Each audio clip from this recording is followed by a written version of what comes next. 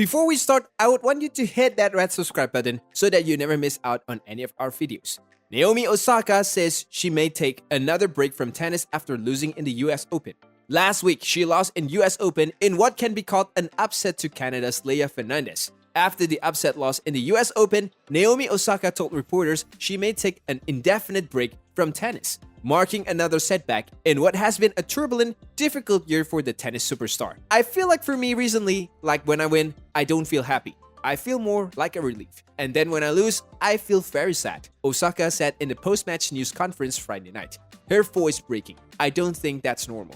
As she began to cry, the moderator tried to cut off the news conference, but Osaka insisted on continuing, saying that she had reached a point where she was trying to figure out what I want to do. I honestly don't know when I'm going to play my next tennis match, she said, apologizing as she wiped away tears. I think I'm going to take a break from playing for a while. The 23-year-old defending US Open champion was making her first Grand Slam appearance and just her third tournament appearance overall, since dropping out of the French Open in May. As the tournament began, Osaka said she was working to be more positive, writing on Twitter about her struggles with self-esteem and saying that she would try to celebrate myself and my accomplishments more. But in the match at Arthur Ashe Stadium in New York City, Osaka struggled and at times grew visibly frustrated during a close contest with 18-year-old Canadian Leila Fernandez, ranked 74th in the world. She took the first set and was leading the second 6-5, but despite Naomi's having the advantage of serving what could have been the winning game, her opponent managed to take the game, trying to set at 6-6 and never looking back.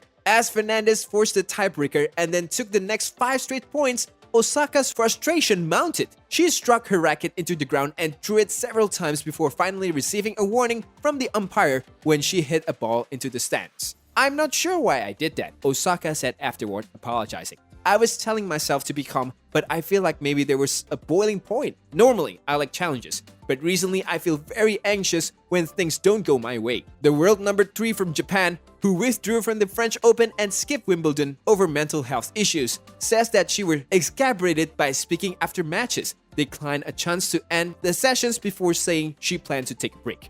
I'm really sorry about that, she said. I'm not really sure why. I was telling myself to be calm, but I feel like maybe there was a boiling point. Normally, I feel like I like challenges, but recently I feel very anxious when things don't go in my way, and I feel like you can feel that. She compared to a child's temper tantrum. I'm not really sure why it happens the way it happened now, Osaka said. But yeah, it's basically why. You could kind of see that. I was kind of like a little kid. Asked if the trouble might have come from Fernandez's serve on the tensions of the moment, Osaka indicated it was other issues she was dealing with that causes the meltdown. I don't think it was her serve because I've been able to return pretty well against people that serve better, Osaka said. I don't think it's the occasions because I've been in this situation before. I guess we're all dealing with some stuff, but I know that I'm dealing with some other stuff. How do I go around saying this? Osaka asked aloud. I feel like for me recently, like when I win, I don't feel happy. I feel more like a relief. And then when I lose, I feel very sad. I don't think that's normal. I didn't really want to cry, but basically I feel like.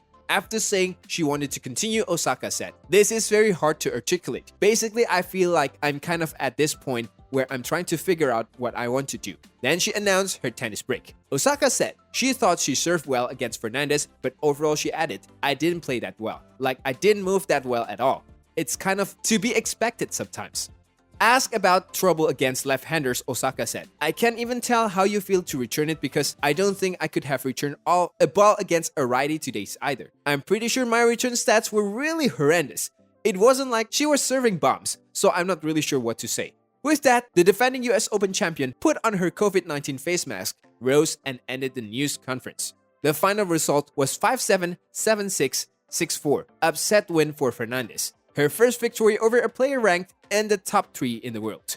It has been a year of extremes for Naomi Osaka, the highest paid female athlete in the world and one of the biggest celebrities in all of sports. "I honestly don't know when I'm going to play my next tennis match," Osaka said, choking up and wiping away tears. She won the Australian Open and joined Roger Federer and Monica Seles as the only player ever, men or women, to win their first 4 Grand Slam final appearances. When her home country of Japan hosted the Olympics this summer, Osaka was chosen to light the cauldron. But she also revealed that she has struggled with depression and anxiety over the last several years as her star has risen and the pressure on her has grown. In May, Osaka clashed with French Open organizers about whether she could conduct media appearances. After she was fined for skipping a news conference, Osaka withdrew from the tournament, never trivialized mental health or used the term lightly. She wrote in a statement in May announcing her decisions to drop out of the tournament. "The truth is, I have suffered long bouts of depressions since the US Open in 2018, and I have had a really hard time coping with that."